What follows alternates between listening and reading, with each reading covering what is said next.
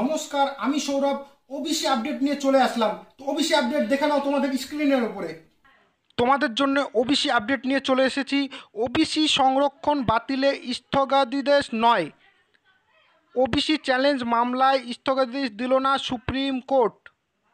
হাইকোর্টের রায় স্থগিতাদেশ দিল না শীর্ষ আদালত। আগামী সোমবারের মধ্যে নোটিশের জবাব দিতে হবে রাজ্যকে। হলফনামায় জানাতে হবে কোন পদ্ধতিতে ৭৭ ওবিসি শংসাপত্র।